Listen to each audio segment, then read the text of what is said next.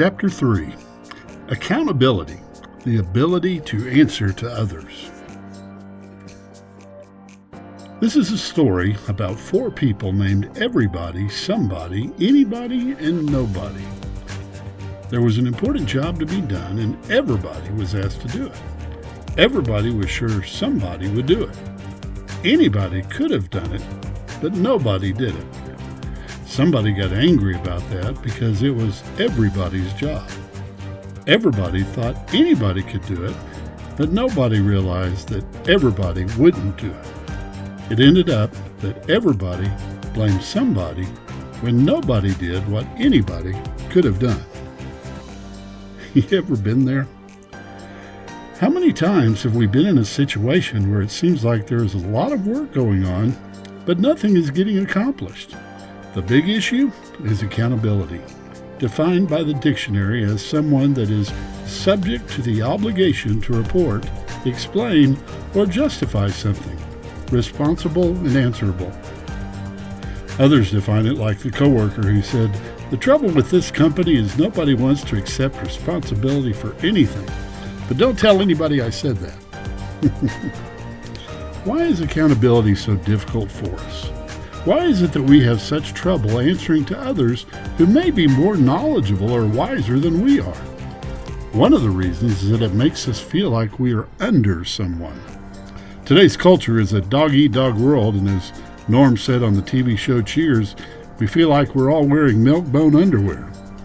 But that is only because we're unwilling to allow anyone around us to be over us, because that would put us in a lower position. Another reason accountability is so hard for us is that we already know we are guilty and don't need someone else to tell us. We walk around in our guilt, believing no one else can see it, and end up making ourselves miserable. Whether we are talking about our past, present, or even future thinking, if we allow guilt to lead the way, we will always fall in a ditch. When we are approached by someone else attempting to hold us accountable, guilt rears its ugly head and we lash out. Only when we address open brokenness and invite it to be a part of our thinking can we overcome this guilt. A final reason we reject accountability is we just don't want it. Accountability is something that takes effort, transparency, and vulnerability, and it's never easy. We have no issue holding others accountable, but when it comes to people holding us in that regard, we don't like it. Brent Gleason, a former Navy SEAL who spent 3 tours in Iraq and Africa, is someone who knows about accountability.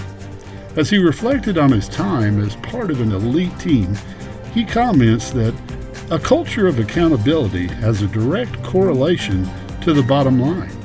Nothing else matters.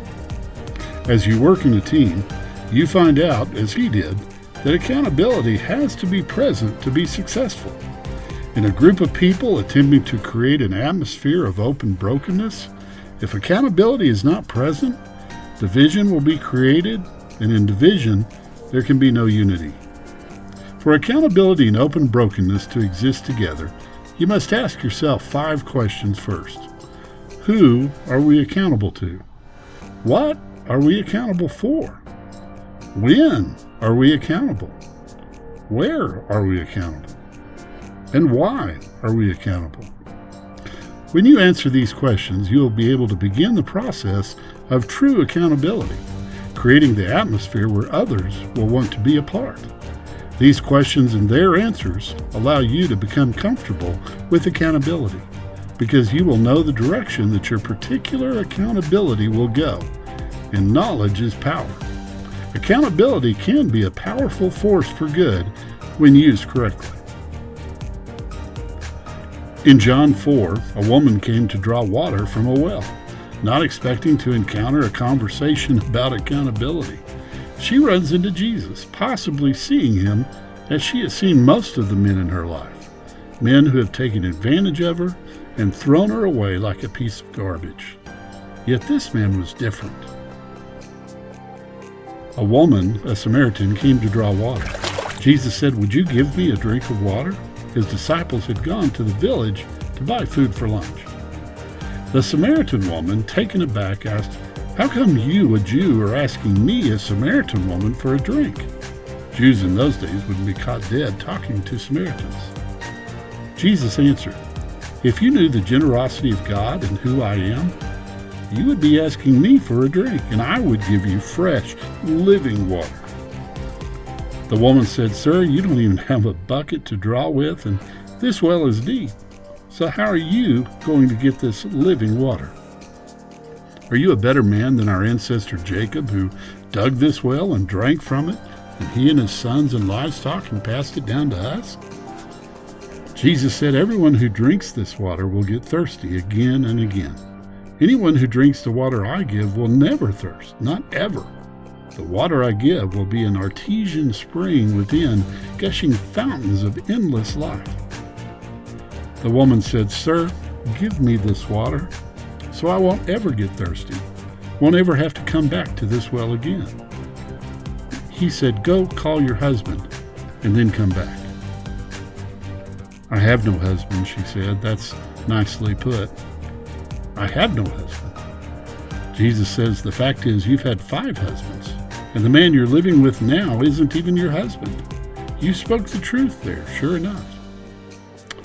"Oh, so you're a prophet," she says. "Well, tell me this. Our ancestors worshiped God at this mountain, but you Jews insist that Jerusalem is the only place for worship, right?" He says, "Believe me, woman, the time is coming when you Samaritans will worship the Father neither here at this mountain nor there in Jerusalem. You worship guessing in the dark. We Jews worship in the clear light of day. God's way of salvation is made available through the Jews. But the time is coming, it has in fact come, when what you're called will not matter, and where you go to worship will not matter. It's who you are and the way you live that count before God. Your worship must engage your spirit in the pursuit of truth. That's the kind of people the Father is out looking for. Those who are simply and honestly themselves before Him in their worship. God is sheer being itself, spirit. Those who worship Him must do it out of their very being, their spirits, their true selves in adoration. That's from John chapter 4, verses 1 through 25.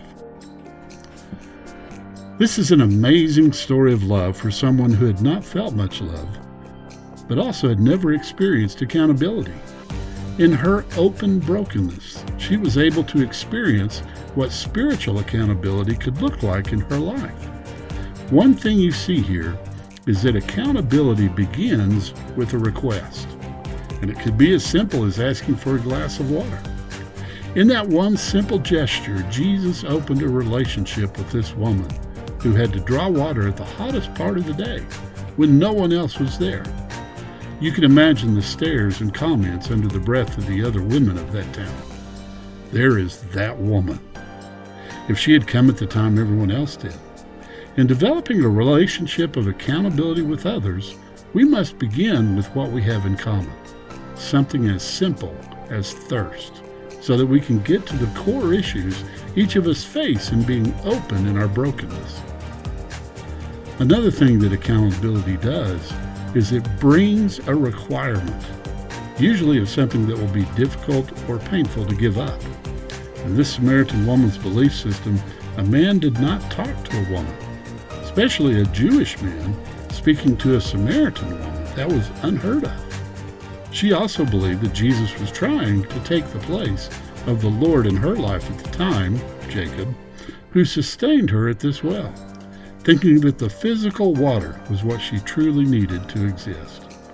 As Jesus was talking about the living water He could bring to her, she realized that she would be required to believe in Him as her sustainer and giver of life. One of the most difficult parts of accountability is that it breaks a resentment. And this is where we begin to get defensive. As Jesus began to hold the woman accountable in her brokenness, she began to put up a fight. She became resentful, even pulling the race car to try to divert the attention from herself and her sinful living condition. We all do this when we feel we are attacked. We try to divert attention away from ourselves and towards the attacker, or anything we can pin that will stick. Greatest part of accountability is that we seem to forget is that it builds a relationship. Even though Jesus held this woman accountable for the relationship issues she had been living in, he showed her love that transcends any defensiveness or resentment she was feeling, and he was able to build a relationship with her. Only then could he reveal his true identity to her so that she would truly understand who he was and how he could change her life into open brokenness. Out of all the traits we've discussed so far, this one may be the most difficult. Perhaps it feels that way because it involves getting other people involved, and not just a conscious decision on our part. As you look at this story of the woman at the well, many thoughts emerge on how to create an atmosphere of accountability. One of the first things that we will have to do is find people who are in our common sphere of influence. This could be close friends, co-workers, or even people that we encounter every day through our schedules and travels. There are people around us that want the same thing we want and are looking for accountability, if only someone would ask. This means that we must be the proactive ones sometimes, so that others will feel comfortable jumping into a relationship of accountability. You know, another necessity in creating this sense of accountability is a willingness to share our lives as we work together in holding each other accountable. In the previous chapters, we talked about transparency and vulnerability as keys to open brokenness. Without those two traits, it will be very difficult to achieve accountability. In the process of walking together through our difficult times, we can create a place of openness where we can share in holding each other to a higher standard. The saying, walking a mile in each other's shoes, is an accurate reflection of how we must work together toward the relationship of accountability. A third step is to not let our own defensiveness build walls against accountability. As we work through this process of becoming open about our brokenness, parts of our lives will be exposed that may cause some issues, especially personal ones. These personal issues cause the desire to react out of self-protection, and often we become defensive and attempt to hide our insecurities. If we can develop a habit of expressing regret over anything in our life that has caused pain to ourselves or someone else, and admit the broken part of our lives that contributed, we can keep those walls from going up. It then becomes a growing process for us so that we can move forward in this open relationship of brokenness. Lastly, we need to allow the relationship to continue to build in a unity of open brokenness. This is where true unity and the ability to share anything comes into play and creates the relationship that we are attempting to make the norm. Then, a culture of open brokenness can flourish. As we model this relationship, others will see the true nature of humanity and want to be a part of it. Michael Rogers shared a story in his leadership blog about an unlikely place you would find accountability: the middle of a baseball field. Let me finish this discussion on accountability by sharing this tale of accountability. On June 2nd of this year, Armando Galarraga, a pitcher for the Detroit Tigers, was 1 out for pitching a perfect game, something that is rare in Major League Baseball. However, on the last out, the first base umpire, Jim Joyce, ruled the runner safe, putting an end to his quest for a perfect game. Joyce believed he had made the right call until he saw the replay for himself after the game. The replay showed the runner was clearly out and that Galarraga should have gotten credit for a perfect game. Joyce, the umpire, immediately went to the 28-year-old pitcher from Venezuela after the game and apologized for getting the call wrong. Holy cow, back up, rewind. Let me say that again. The umpire, Joyce, went and apologized for getting the call wrong. That's accountability in all its purest glory. And then Galarraga turned around and forgave him for blowing a call that cost him something he may never ever do in his career again: throw a perfect game. He probably feels worse than me, Galarraga said. Nobody's perfect. Everybody's human. I understand. I give the guy a lot of credit for saying, "I need to talk to you." You don't see an umpire tell you that after a game. So I gave him a hug.